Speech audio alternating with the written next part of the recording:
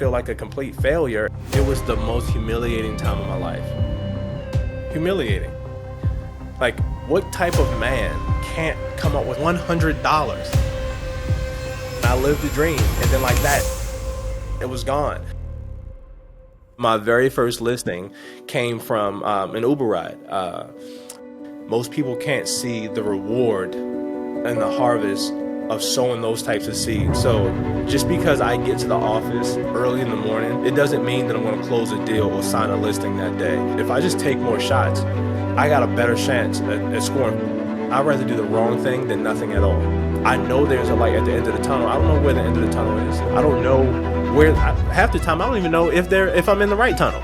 But I know that if I keep going and I keep doing the things that I did to make me successful before, it will lead me.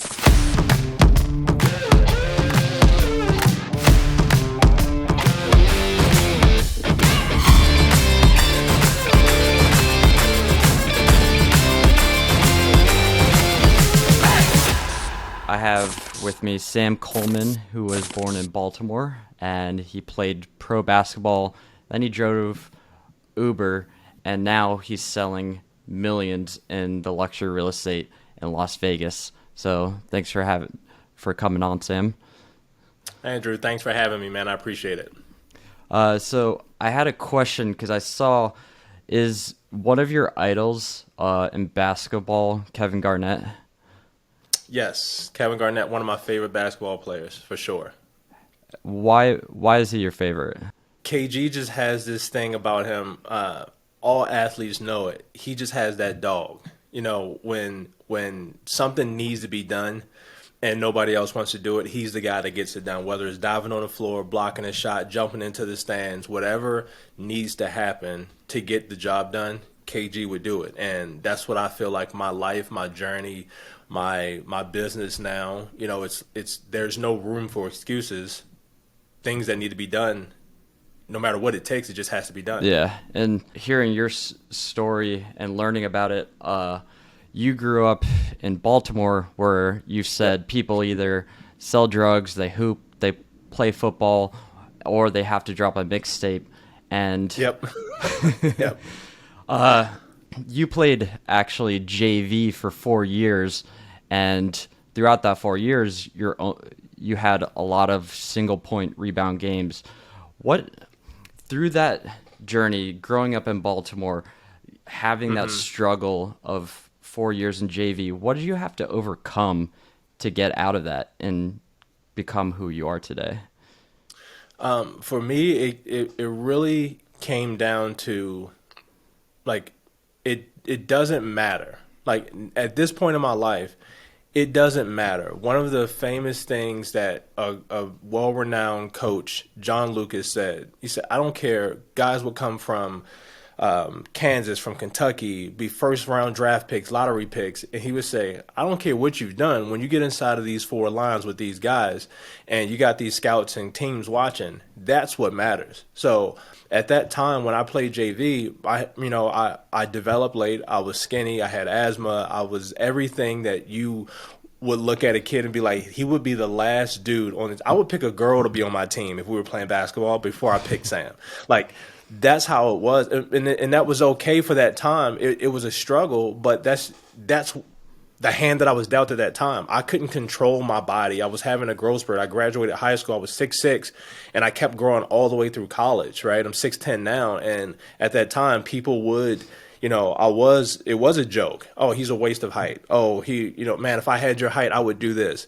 And it was all those things that mentally did take a toll on me for a while, but over time, it just got numb to it, and I started to pursue other things that would basically close that hole or fill that void, and that was, I'm going to go make money, right? So I started working at a very young age, and that's what I kind of did. I always dressed nice. I've always had nice cars.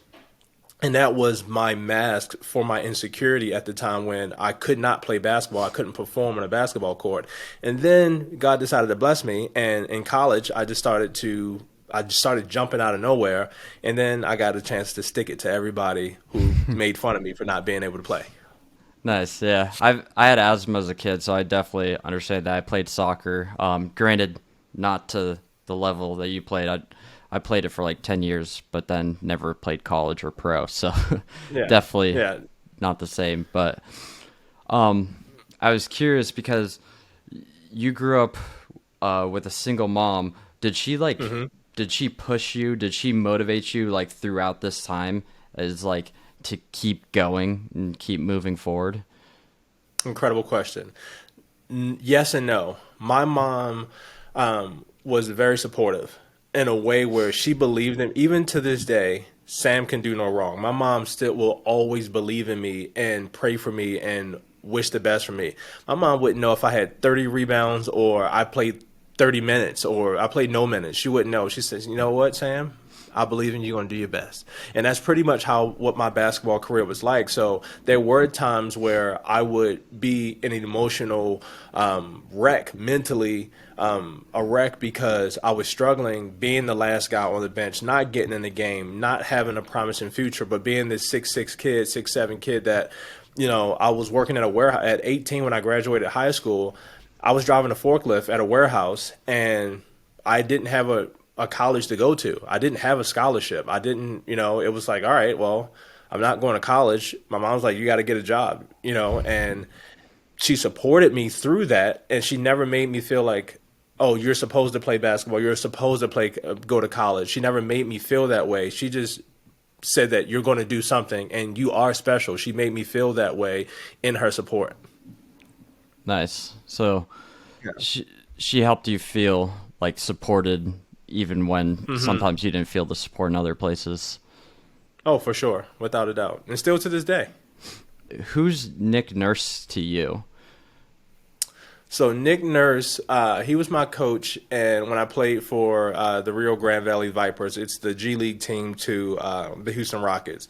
So Nick Nurse, incredible coach, was the former coach for the Toronto Raptors and NBA champion, incredible human being. And Coach Nurse, he looked at me as a kid that had an opportunity, a once in a lifetime opportunity to shoot the basketball at a high level when nobody knew who I was.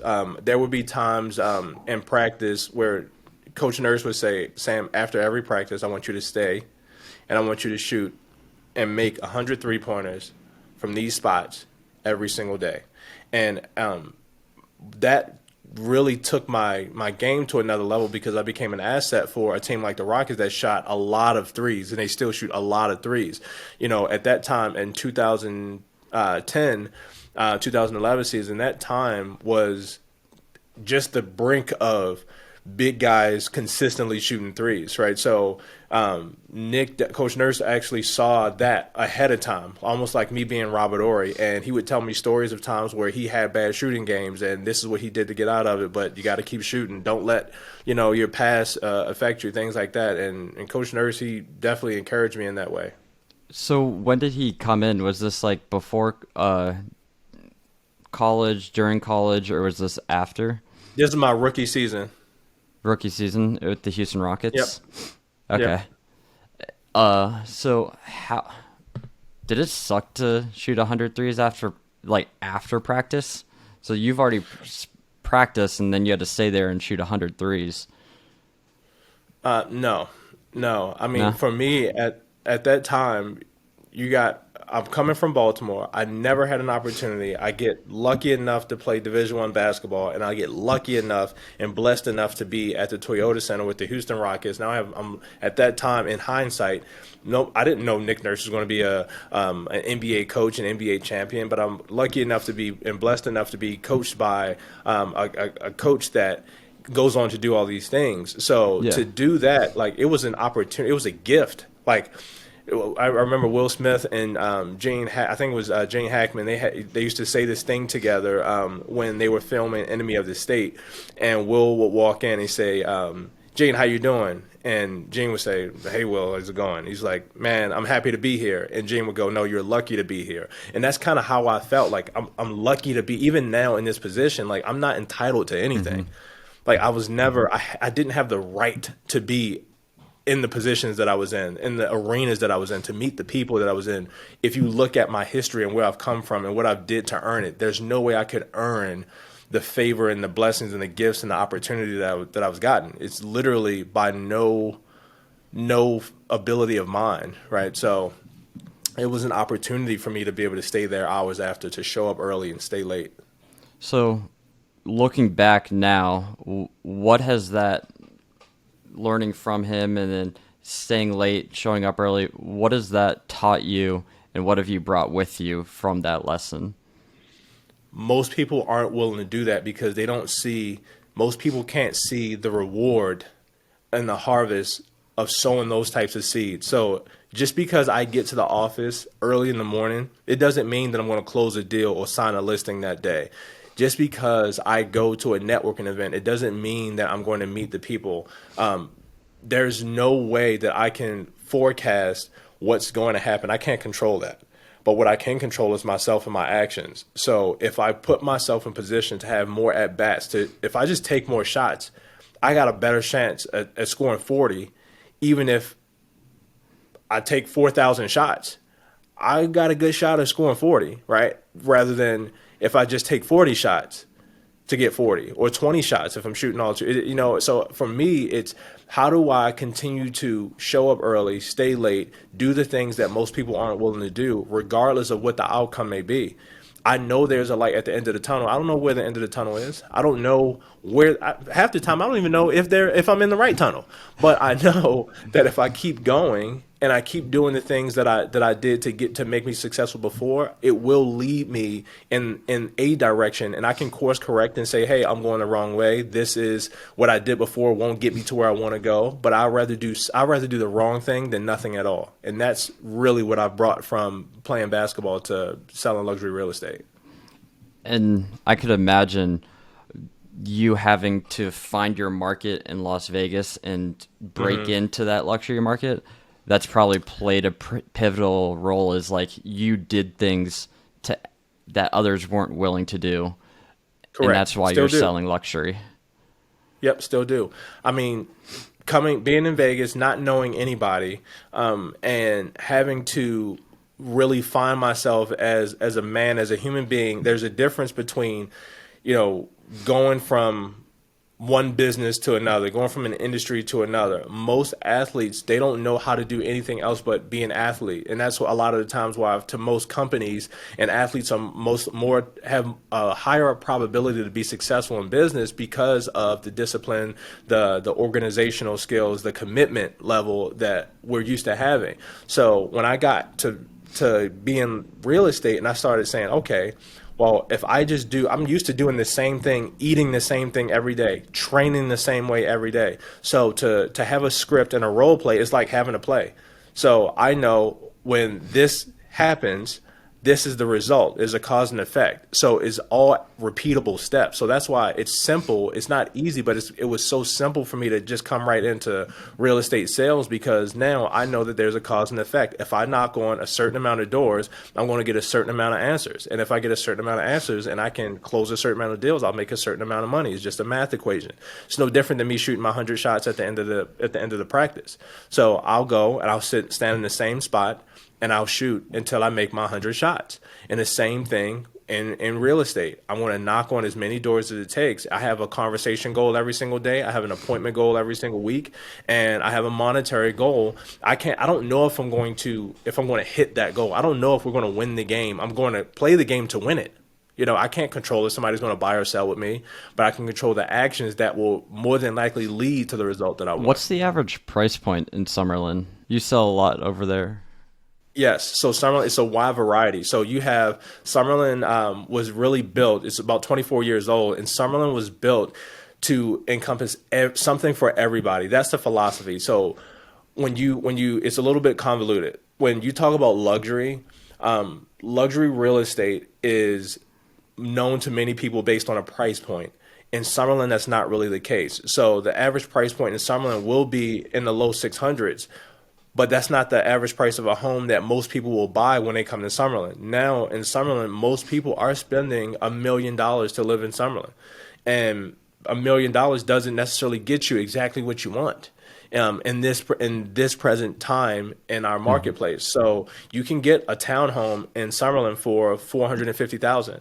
You can get a active adult, 55 and older, single family home, 2 bedroom, 1,200, 1,400 square feet for 400 grand, for 380 to $400,000, right? That is possible. Now, the person that's coming from a California, from a Florida, from a New York or Washington, where we're seeing a large migration from, it's going to be that $1 to $2 million is a sweet spot, because people, especially if they're coming with families, people are going to want 3 bedrooms, 2.5 bathrooms. They're going to want 2,500, 3,000 square feet, and that is about 1.3.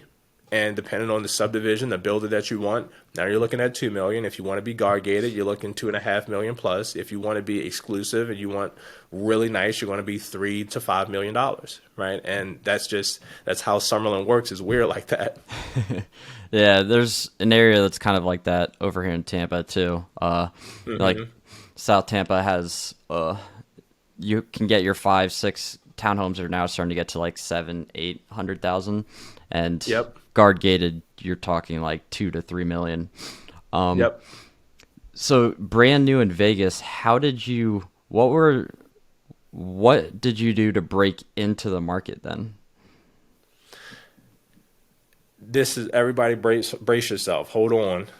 If you've never heard how I did this, you're going to want to take notes. I drove for Uber and I started passing out cards. That was the revolutionary thing that I did. I told as many people as possible I sell real estate. And my very first listing came from an Uber ride. I was still driving. I had just passed a test at the time, and I passed my card out to this rider that was with me, and I was taking them to the airport. They lived in California most of their life, and they were helping a friend of theirs who owned a property here in Las Vegas, and that person's spouse had become ill, and they were getting older in age, so they wanted to sell the property. It was 200. I sold it for 205,000, listed it for 230,000, and that was my very first transaction. My second transaction was a friend of mine, a really good friend of mine, and that was 279,000. The third one, to be honest, I don't even really remember the third one that much. At that in 2016, but in my fourth sale was my first $1 million home, and that came from doing an open house 4 to 5 times a week in a Toll Brothers community where they had homes ranging from 850,000 to 1.1 million, and they had this really ugly spec home. Like, it was probably one of the worst designed homes that they had made. However, they had started making adjustments, changing this and changing that. Then they staged it, and it helped a lot. But one of the challenge with that home was the flooring and the backsplash were competing, and the countertops. So they needed something to soften it up. So they put a little staging in it, and I sat that open house for, I want to say, for at least 2 months.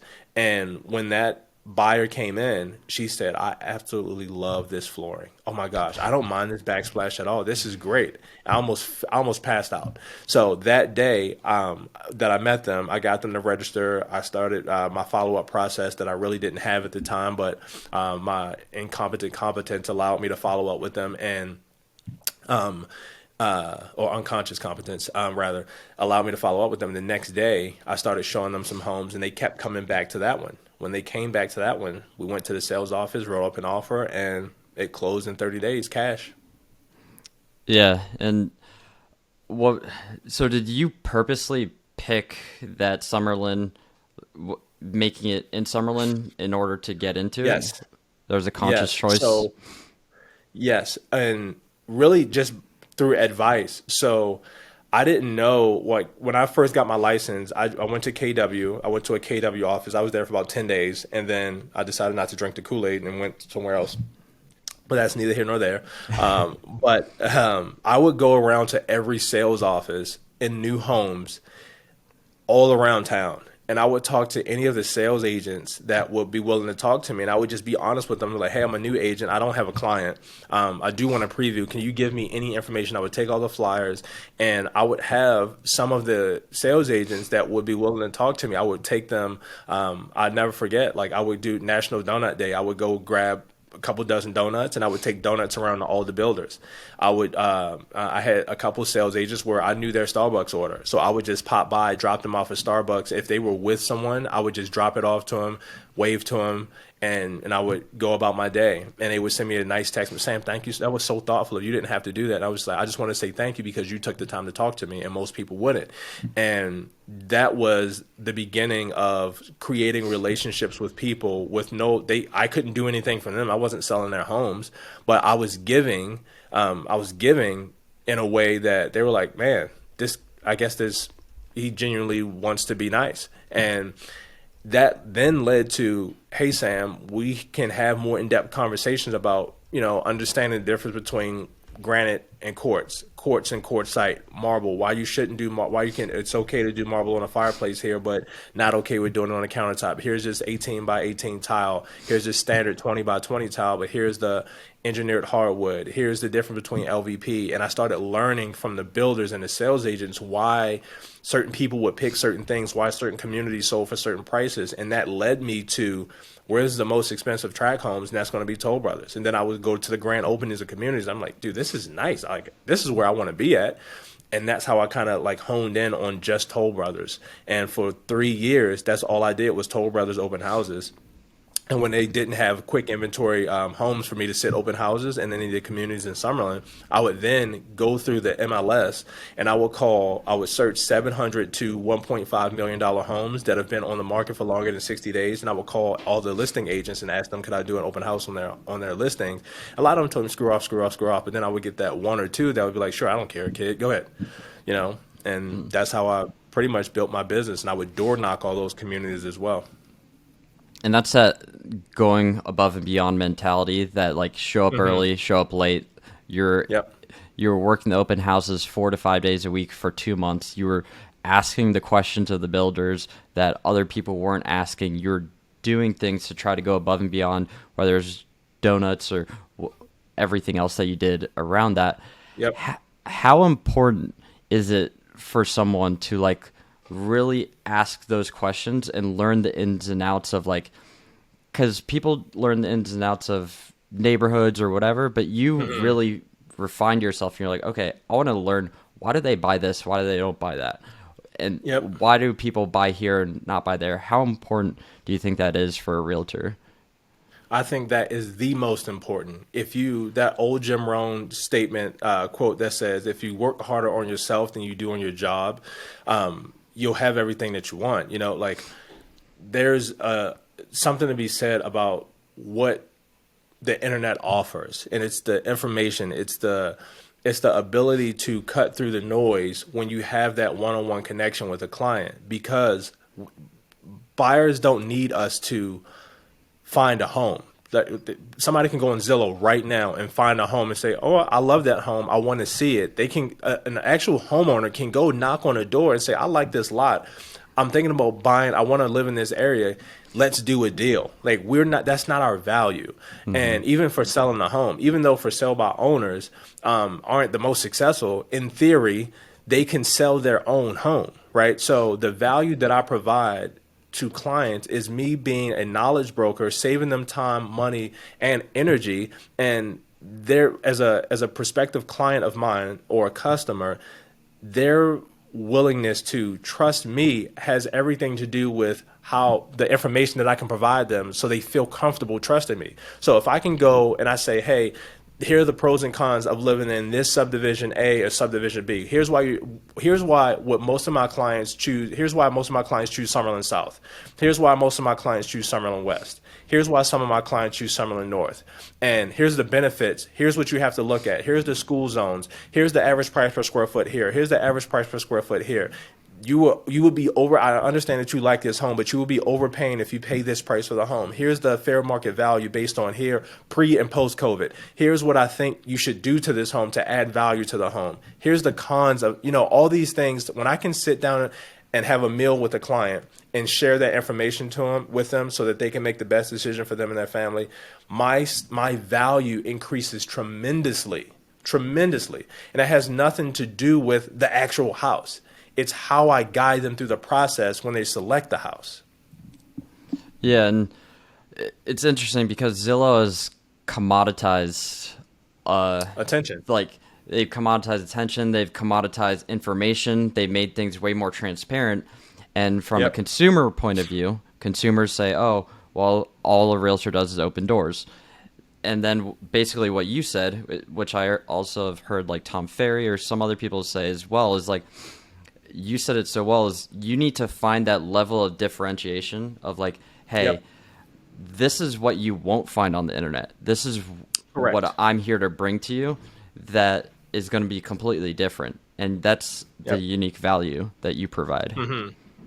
Yep. And then also, and another thing I like, and this is something that I didn't even pay attention to, but just randomly in a team meeting, and I had 5 listings on the same street, and everybody like joking, like Sam, like everybody knows Sam in the neighborhood, and I don't live in the neighborhood, but I door knocked this community. I've door knocked every home in Summerlin, every single home, every door. There's not a door in Summerlin that I didn't knock. Even the guard gated communities where security, where I was kicked out of the communities, like literally, I I just had to do it. You know, I had my back was against the wall. I had to figure out a way, so I knocked every door. But when I in this one particular subdivision, somebody was parked in front of somebody else's driveway doing a showing. Our showing agent was showing the property, and I was just like, "Oh, that's just a fight." 'Cause I'll send them a text message. And they're like, "This dude really knows every." I'll just text them because I have their contact info, and that ended up leading to a conversation about selling. Like, man, there's a lot of activity going over there, and then that opened the door.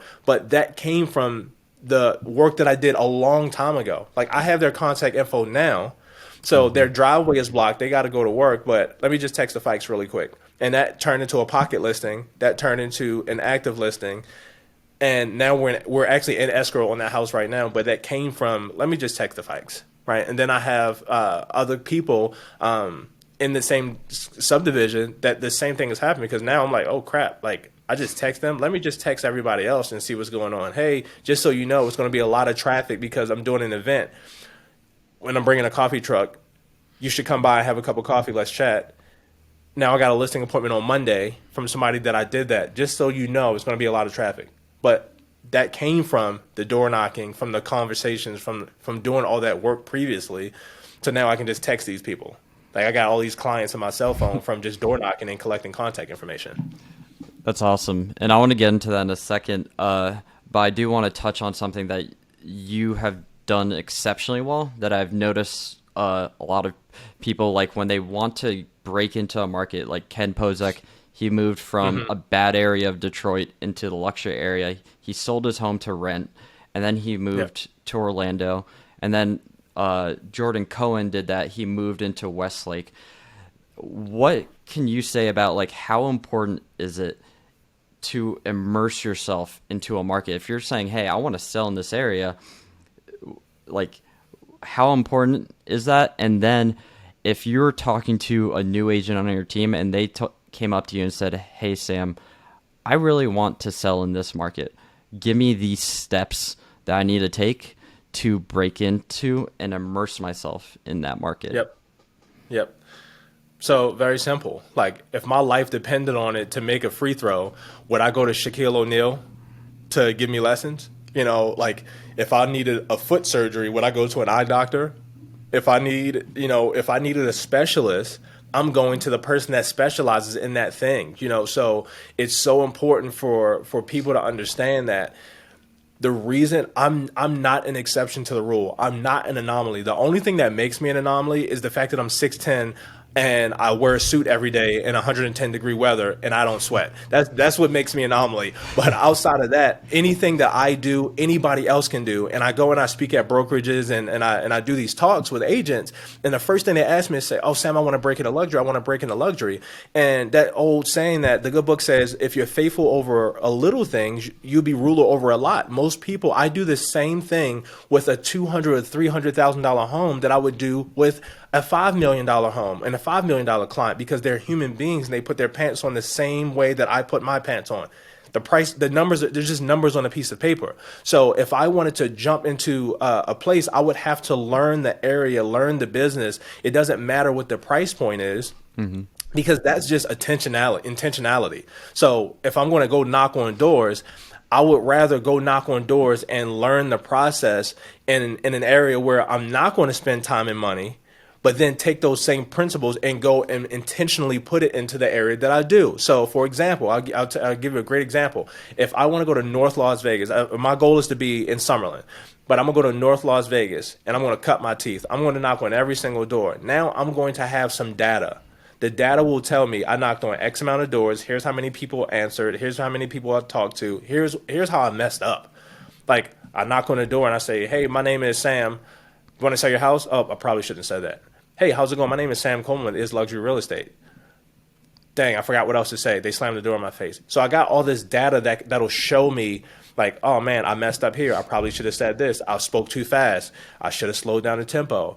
Who cares? Like, let me refine my skills, right? Hmm. And then if I go to Summerlin, and now that I've perfected my skill, and I say, all right, well, I need to know the coffee shops, I need to know the grocery stores, I need to know the schools, I need to know all this stuff so I can be the knowledge broker. But when I go and talk to somebody, I don't know when that information is going to come handy, but I have it so that it will be handy. So now I knock on the door in Summerlin and it's, "Hey, how's it going? My name is Sam Coleman with Is Luxury Real Estate, and this may not be for you. However, I have a client that's looking to purchase a home in this particular community, and for whatever reason, they've identified your home. And I know this is out of the blue, but I'm just curious. You wouldn't happen to know anybody on this particular street that's thinking about selling, would you?" And when I have that conversation and I be quiet and I let them answer, "No, I don't know anybody." Now this is an opportunity for my practiced format and over time that I can implement. I'm gonna give 15 seconds of fame. Yes, we work with some of the most affluent people in the valley, and they've identified your community, and that's probably why you bought this home, because it's an amazing community.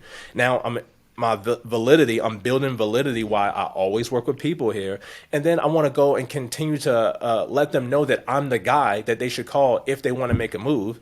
And I just build that relationship, but it comes through time and reps, literally just reps. And there's not a place that I can go in Summerlin where I won't know somebody, where people won't know me. I'm the knowledge broker, but I know every single place to go. If you came to Vegas right now, you're like, "Hey, Sam, let's go grab lunch." I got 5 places we can go right now. We don't need a reservation. When I go in, they're going to give me the same exact table. I'm going to have the same server, and they're going to treat you like the freaking, like the prince, like a prince, right? So it's that makes me who I am, but it took time and so much effort and sacrifice and just going and going and keep going back, keep knocking until someone answers. Yeah, and I like what you did there. It's essentially like we have a buyer, but you came to their door, Yep. you deflected the conversation where it's like, "Hey, I'm not trying to sell your home." Yep. That conversation could lead to that, but you're trying to get their guard off, and then you Yep. add validity to yourself. So do you, near the end of that, say, "Hey, is it okay if I like keep in touch?" Like, do you ask for contact information? Absolutely, I asked. Could it be possible that in the next 6 to 12 months, or even in the future, that you would possibly want to make a move or know somebody that would? At some point, they're going to make a move. I don't know if it's Hmm. today, tomorrow, 10 years from now, but at some point, you're going to make a move. Perfect. Let's keep in touch. And while this may not be the time, if our paths do cross, great. If not, you'll know exactly what's going on within your community, and you're going to see me a lot because this is my area of specialty. And you're going to get my mail. They get my mail. They hear from me frequently. They can't ignore me. There's no way that they won't know who I am. So that's when I get there. So what's the best number for you? What's the best email address for you? And then I put it in my database. Send my assistant a screenshot, add it to the database, send that note, whatever I'm taking notes on, or something important that we talked about that distinctly allows me to remember them. So when they put that person in the database and they join the newsletter and they get into the community, now they become my biggest advocate because I met Sam. Now this person can vouch for me when they're walking their dog, when they're going to the other. "Oh yeah, Sam knocked on my door." I have so many people that are like, "Oh man, I go to lunch all the time or dinner with clients, and I take them out, and they're like, 'Oh yeah, we met Sam knocked on my door, and I wanted to slam the door on him, but he was just so nice. And he didn't try to tell me anything. I even tried to call the cops. I called security. I called security on Sam, and he sent me never forget. I sent a nothing bundt cake from my assistant, and I said, "Sorry, I didn't mean to bother you, but whether you do business with us today, tomorrow, or 10 years from now, I wish you nothing but the best," with a nothing bundt cake, and it made him chuckle, right? And then now we're great friends, right? So it's that perseverance and the ability to keep going even when it doesn't look like it, because I don't know if that person's going to call the cops, if they'll let me in. I've had people let me in their house. Oh, come look at what we did. I've had people list their homes. I don't know. I can't control that part. I can only control what I'm doing, and that's my actions. And if people aren't receptive to it, so what? I'm not looking for the unreceptive people. I'm only looking for the receptive people. Those are my people. Yep. And so I want to get into, because you touched on like staying in touch with them with mailers, email, and Yep. other things, newsletters. Um, do you have like a specific farm of, let's say, 1,000 or 5,000? Like, okay, I'm going to focus on this area, or Yep.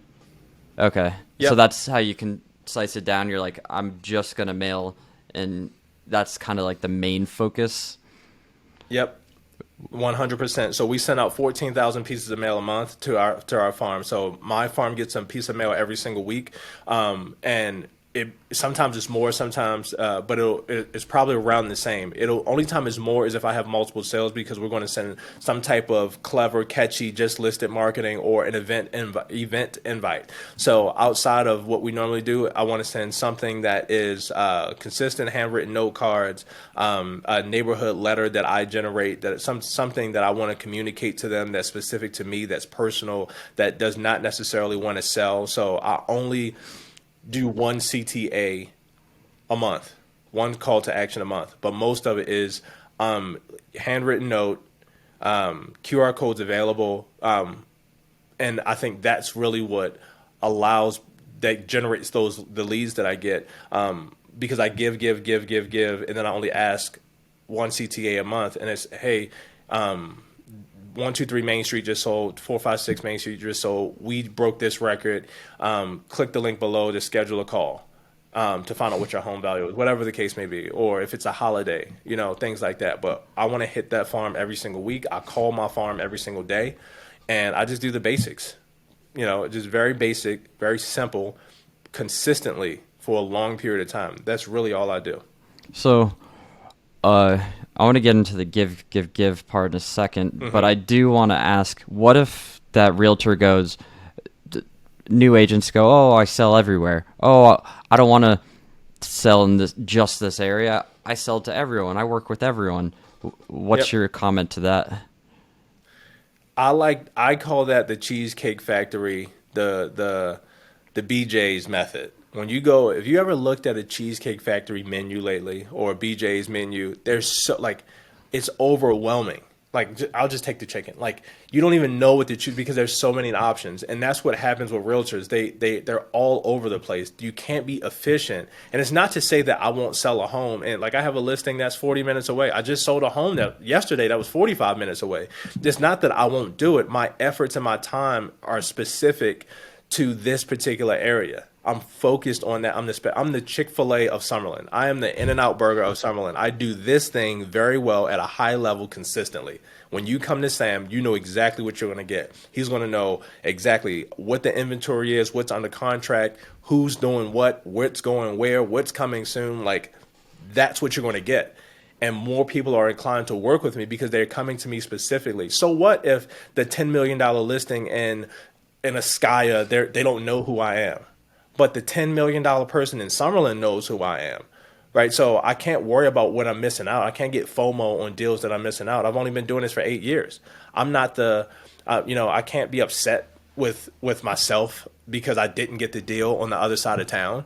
Like, that's foolish, right? So I'm going to focus where I need to focus, and where I need to focus is in a particular space that's going to allow me to be the knowledge broker, the expert, and the guy that's just going to crush it in this particular area. So if a new agent comes to me and they're like, "Oh, I want to stay, but I also like this area. I also like this." First thing I'm going to say is pick one. Pick one. Be the Chick-fil-A. Be the My Pleasure of this area. You know?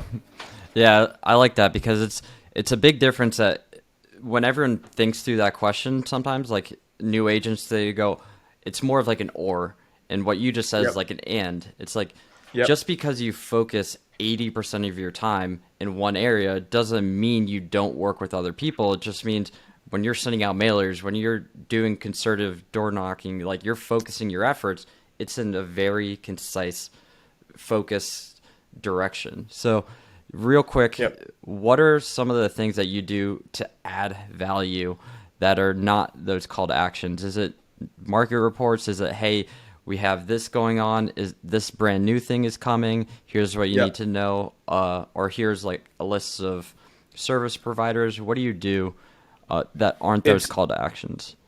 perfect. It's all of that. So it's it really in it really isn't necessarily always planned. Some of it is sporadic. So I went and had cigars 3 weeks ago with some very important people that have to do with the NBA stadium and the NBA expansion team that's coming to Las Vegas. And in this conversation, I gained some insight that I was able to share with a small group of people that's not necessarily released to the public. So I send out a letter that I type with letterhead, my signature on it, and everything, and it say, "Hey, just so you know, this is what's coming, and here's what it means for you. This isn't released to the public, so I'm going to trust because we have this relationship that we had this relationship for so long digitally. I know that you know how important it is for us to keep these things disclosed." So undisclosed. So when I sent that letter, I get text messages, I get phone calls, I see people, and they're like, "Oh my gosh, tell me more, tell me more, tell me more," and it generates conversations. So I'm in the people business. So the more people I can connect with, organically what I do and how's the market is going to come up whether I like it or not. So I don't need to continue to ask for referrals or continue to ask for people, do they want to sell their home. I have a way of asking for referrals. I have a way of asking for the business at the appointed time. I want the attention in the conversation. I want the relationship equity. And by genuinely being a good human being and giving, here's my vendor list. Spring, the season just changed. Here are my top vendors that most of my clients use: organization, decluttering, handyman for changing your filters, deep cleaning, all these things, landscapers trying to adjust your irrigation system. Scan the QR code and it's for you. Like literally, they scan the QR code and I get no kickbacks from my vendors, right? So it's just literally just giving, but I'm the one that connected it to them. And then when my vendor go, they know daggone well when my vendors go. So how do you know Sam? Oh, man, I've been doing business with Sam for so long. You're with the man. He's such a great guy, man. We were just at a party with his kids. So we do life. I do life with my vendors, and when my vendors don't give me business, I'm not upset, right? But it's a two-way street. I give them business, they give me business, and in situations where I send out a targeted piece of mail and I include them on it, I'm providing value. I'm multiplying my relationship equity by doing that. Yeah, that's great. You're bringing it and making a community within your Yep. farm. Uh, I want to move into, and we may have to talk about like your team because you do a lot of stuff like Hell Month and things that are really cool. We might be Yep. able to touch on that, uh, but I do want to kind of take a step back and ask, what was it like going from the NBA to being an Uber driver? It was the most humiliating time of my life. Me and my wife, we have had a bunch of opportunities to reflect on how we've gotten to this point. And the challenging part for I think all human beings is remembering the the tough times that provided the good times. Like the growth that comes in our lives, it comes from some of the hardest times. Like if I go to the gym, I have to go through the pain. I have to tear those muscles for them to grow. And I look at that time of my life as tearing the muscles. I was tearing the previous position that I was in, I was tearing it up to make room for the next position. So going from being a 6'10" dude, 8% body fat, Kevin McHale wanted everybody to be under 10% body fat. And like when I came in, Yao Ming, 7'6", 325 pounds, just do 9% body fat, just shred it. All this work that I put in, all this time, all these staying after, doing 100 shots, doing all this stuff. I'm freaking at the Toyota Center with Yao Ming, and where I come from to now is like I'm just this dude that's in shape that's driving for Uber. And every person that I get in the car, I get out to put somebody's bags in the trunk. They're like, dude, you should be in the NBA. That it was turmoil. It was like somebody shoved the dagger in my heart every time somebody asked me, how tall are you? I had to relive, oh man, if I was your height, I would do this. Oh man, why aren't you in the NBA? Man, you look like you belong on TV. And I had to live that every single day. And it made me depressed. I had this secret contract, this secret depression that I couldn't even recognize because I was just living life. I was trying to provide for my family. But it sucked. It was terrible. And it literally forced me to stop. I couldn't even watch basketball. I didn't want to hang out with my friends. Everybody that I knew, and it's guys that I love and I appreciate so much, that still play in the NBA, even vets that are coaches now, we don't hang out. And when we see each other, it's like, oh my gosh, bro, I've been watching you from afar. I'm so proud of you. But we had to disconnect because I couldn't bear to even watch the game. I didn't start watching basketball again until the bubble, until literally during COVID 2020. Like, that was the first, I wouldn't even touch a basketball. Like, I have my last game ball from my last game, and it's flat. Like, I wouldn't even touch it, right? Because it was such a struggle mentally and emotionally to even look at the game. And to go to Uber and have people throw up in my car being in Vegas, like, that was the straw that broke the camel's back. I was like, I can't do this anymore. Like, I cannot do this. Is it. And at that time, there were it was the taxi cabs that were still fighting Uber that wouldn't allow it here. So it was a struggle to make money even driving for Uber. It's not like what it is now. It's people that make 70, 80 grand driving for Uber now. Mm-hmm. But at that time, I couldn't make any money driving for Uber. I would drive all day to make 70, 80, $100, you know? Yeah, and like I've had those dark moments in life, and I feel like when you get there, it's very easy to like not see yourself spiraling down. You just keep going down, and you have to find a way to breathe, try to find a way up. What did you do that kind of helped change that? What did you have to like overcome mentally? Really, during that time, it came down to who I had around me, my circle, my wife, our church family, and our small group. We would have people during that time that would pray for me, that would support me in a way that I didn't even want to be supported. You know, I was just angry, and I took all my anger out on the real estate business. So when I got, it took me 5 times to pass this stupid test. And once I finally passed the exam, that anger was like, you know what?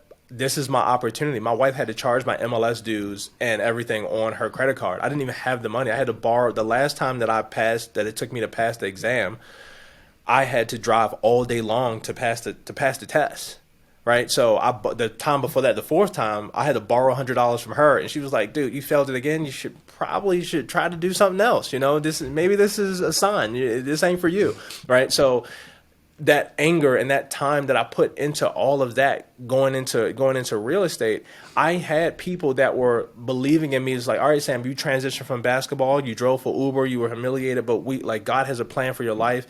You're going to do great things, everything that you desire. You're going to get it. I was driving a 2005 Chevy Impala that smelled like cigarettes. It had holes in the back seat. The interest rate was like 14%. It was insane. But when I was playing ball, I drove a 2013 Mercedes S-Class, and it was beautiful. And I lived the dream. And then like that, it was gone. And fast forward to this point in my life where I have nothing, and my wife is taking care of us, and I feel like a complete failure. And I got past due child support payments. I'm not able to see my son. All these things that are happening that I thought were happening to me, they happened for me. Because I made a conscious decision that I would never go back or operate at a frequency or a level that was not in the direction or at the level that God had a plan for my life for. Like, I can't go back to that. So I have to go there. There are too many people that believe in me. I can't live this life this way. So now, fast forward, I look at that like that. I needed that to happen for me because it made me who I am. Yeah, and it's interesting because you when you first met your wife, you're on your last dime. You're gambling it all away, and then Yep. You failed the exam 5 times. You had to put money on her card for the MLS dues. What did that feel like going through that? Like, she was, yeah. How did that feel to you? Like, Humiliating. Like, what type of man can't come up with $100? And like I had shoe boxes full of money. I've like had parties where I'm at the on the strip or in the club where we spend 10 grand in a night, 20 grand in a night. I'm going gambling 10 grand on the table, and now I can't buy myself I can't buy a Gatorade. I can't even take her. Our first date was at church. Sweetest thing ever. Bless her heart. Like I couldn't even buy us breakfast the next morning. She had to buy us breakfast. Like what type of man that I want this woman to be with me for the rest of my life, and I can't, like, how am I supposed to lead her? I can't even lead myself at this time. So it was humiliating at that time, and I give myself grace, not making an excuse, but I give myself grace because I was in my 20s, right? There's no reason that nobody in their 20s I shouldn't be buying my wife Louis bags and buying houses and buying her cars and having all this stuff set up for our kids and retirement accounts in our 20s. Like, I didn't even learn that stuff yet, right? So with grace, I had to go through processes to get there, for us to get there economically. But at that time, I'm pretty sure I should have been able to pay my own phone bill, right? Like, I should have been able to do these things. We should have been able to go to get Chick-fil-A. Like, I could have taken her out on a date, right? Go get froyo, something. It, and it speaks volumes to her that she was with you through the thick and thin. That shows, like, Yep. I heard Ken say this, it's like, you don't marry someone for the looks, you marry someone to bury your soul together, and it feels like you guys found that. Yes, today is actually our anniversary, our 7th year anniversary, and we've been together 9 years, married 7. And one of the things that I joke about a lot, but I say all the time, like, I've been married to 7 different women, right? I've been with 9 different women, and it's these different versions of her that's evolved, and the same with me. Like, she is not the same woman that I met, right? That woman that was 24 years old, that literally I thought at the time was like, man, she's probably going to leave me at some point because I'm a loser. Like, I got a good thing and I'm going to fumble the bag, but she didn't, right? She stayed with me. And now, to fast forward, obviously giving her not just a return on our investment economically, but to his point, I look at being 103 years old, and it's not about how she looks. It's not about any of that. Like, she's the most beautiful person and human being to me, regardless of what the world sees her. I see her in a different light because I've seen these different versions of her, and I don't want to see I don't want the old version of her. I want the version of her that's going to keep evolving, that's going to keep being better, so that when we look at 103, when we're talking to our kids and our grandkids and our grandkids, and we're telling them and giving them the life lessons that we never got. Like, that's what I look at in our life. These things that happen for us, they didn't happen to us, led us to be this happily married couple for 50 some years, or whatever the case may be. Yeah, and it's crazy because I met my wife Amy now when I was going through tough times, low period, and it's kind of very similar.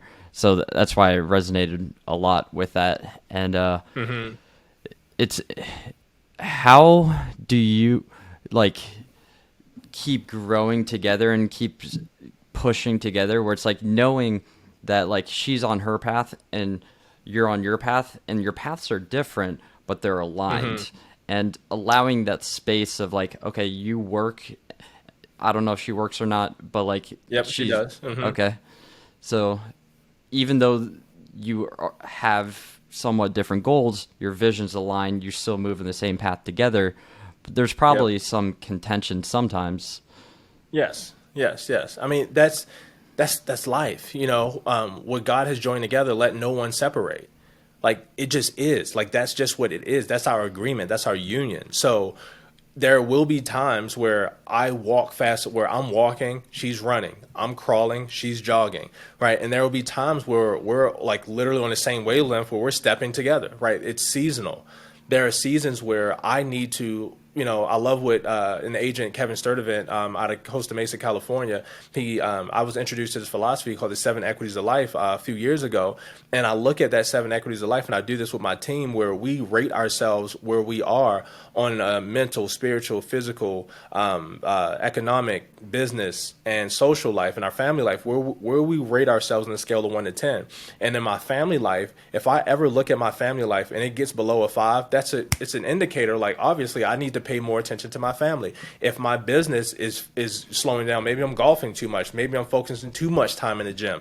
Like, I know that there are seasons of my life that will require a version of me that will have to improve, and there are some things that will need to be put on the wayside, right? But that I have non-negotiables and boundaries around my life, around my money, around my family, around my kids, around my children, you know? So it's like I won't allow certain things to happen, even when there are incongruencies in our time where maybe we only get a date night or day date a week because our schedules are too demanding. We can't get a babysitter. Maybe we have to go have coffee together and have a date.